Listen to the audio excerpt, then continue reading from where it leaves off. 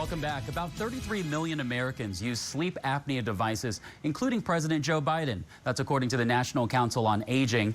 The idea that you could stop breathing in the middle of your sleep is scary enough. But what if the ventilator used to help you is also working against you?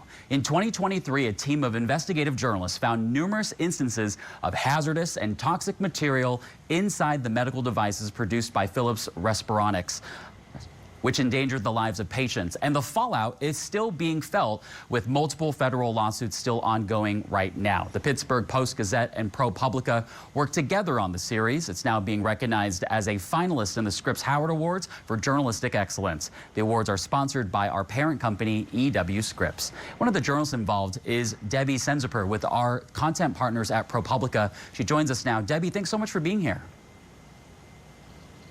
Thanks for having me. So, Debbie, what exactly did you find inside the medical devices that made them so dangerous?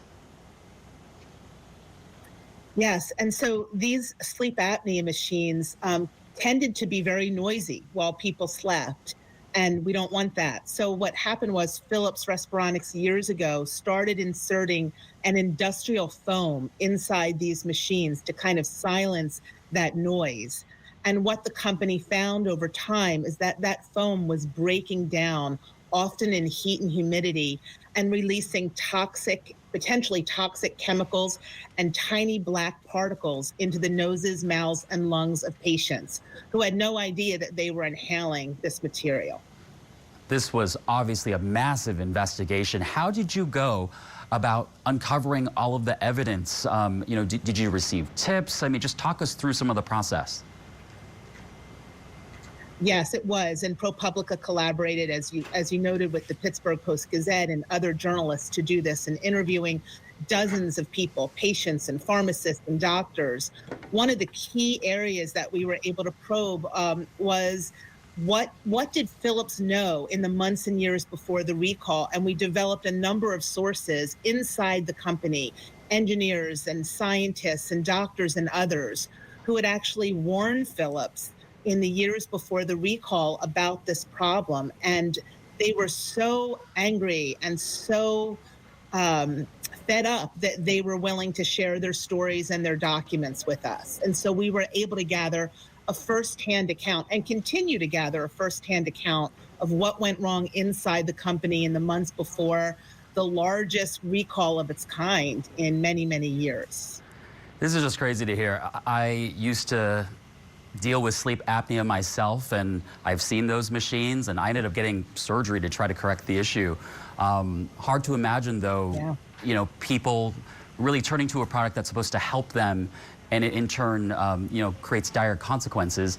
The company has been hit with multiple lawsuits. What are they saying now, and how are they defending themselves from this?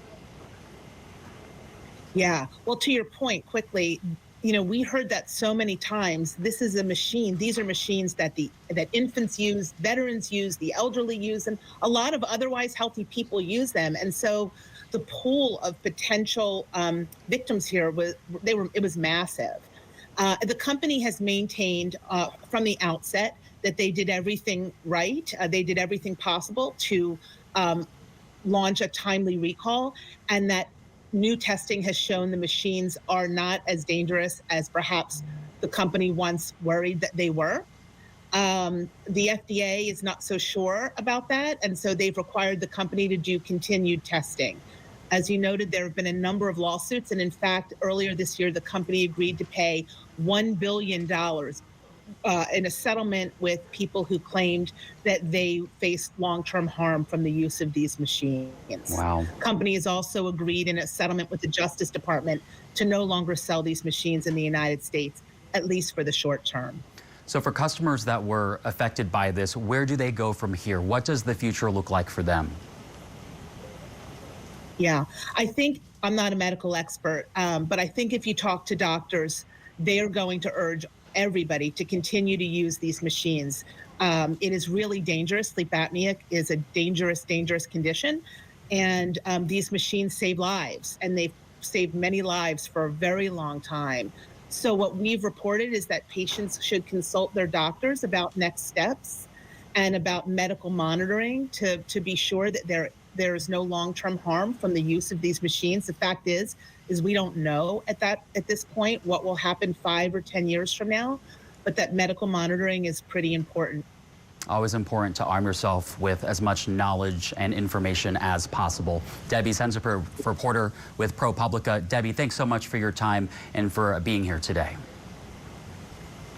Thank you very much. Take care. You too. Don't miss the 71st annual Scripps Howard Journalism Awards this Sunday night at 8 Eastern right here on Scripps News. You can check out the rest of this year's finalists by scanning the QR code on your screen.